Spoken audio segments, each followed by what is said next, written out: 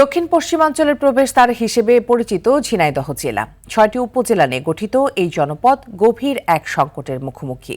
কৃষিভিত্তিক অর্থনীতির এই জেলায় নেই কোনো বড় শিল্প কারখানা কিংবা কর্মসংস্থানের সুযোগ। আর এই কর্মসংস্থানের হাহাকার এখন জেলার শিক্ষিত ও অর্ধশিক্ষিত তরুণ প্রজন্মকে ঠেলে দিচ্ছে ভয়াবহ অন্ধকারের দিকে। ঝিনাইদহ প্রতিনিধি শিপলুজামানের তথ্যচিত্রে জানাচ্ছেন নাদিরা সুলতানা। সেন্সিটিভিটি আমার নাই, আছে হোয়াইট প্লাস প্রো সেন্সিটিভ। দাঁতের সেন্সিটিভিটি ভুলে খান মন খুলে।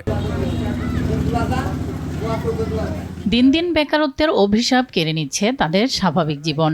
ঝিনাইদহের ৬টি উপজেলার কোথাও গড়ে ওঠেনি বড় কোনো শিল্প প্রতিষ্ঠান। উদ্যোক্তা আর সরকারি পৃষ্ঠপোষকতার সংকটে এখানে কলকারখানা না থাকায় কর্মক্ষম হাজারো মানুষ আজ বেকার। স্থানীয় তরুণরা পড়াশোনা শেষ করে চাকরির সন্ধানে দাঁড়ে দাঁড়ে ঘুরছে, কিন্তু কাঙ্ক্ষিত কোনো প্রতিষ্ঠান না থাকায় তারা এখন দিশেহারা। কাজের অভাবে ঘরে বসে থাকা যুবকদের একটি বড় অংশ এখন জড়িয়ে পড়ছে মাদকের নেশায়। সবচেয়ে উদ্বেগজনক হলো কর্মসংস্থানের এই সংকট ও অর্থনৈতিক অসচ্ছলতার কারণে আত্মহত্যার প্রবণতা আশঙ্কাজনকভাবে বেড়েছে। শিক্ষিত যুবক এবং যারা কাজ করে এরকম যুবক দুশ্চিন্তাগ্রস্ত পরিবারের আর কি হাল ধরতে পারছে না, বিভিন্ন সমস্যায় আর কি রয়েছে। এলাকার বেকার সমস্যা দিন দিন বৃদ্ধি পাচ্ছে।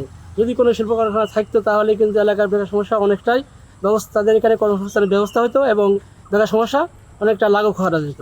বেকার তরুণ তরুণীদের যুব উন্নয়নের মাধ্যমে প্রশিক্ষণ দিয়ে কর্মসংস্থানের ব্যবস্থা করার কথা জানান এই কর্মকর্তা। ঋণ সহায়তার মাধ্যমে সে আত্মকর্মী হয়ে যায়। এভাবে তাদেরকে বেড়ে ওঠার জন্য যা যা লাগে বুদ্ধি পরামর্শ অন্যান্য সহায়তা, কাজ করতে গেলে কিছু সমস্যা দিয়ে থাকে, সেটাও আমরা উপদেশ দিয়ে বা সঙ্গে সঙ্গে আমার লোকজন উপস্থিত হয়ে সেগুলোকে নিরসন করার চেষ্টা।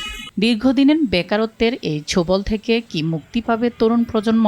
এখন সেই উত্তরই খুঁজছে জেলার সাধারণ মানুষ। নাদিরা সুলতানা, RTV।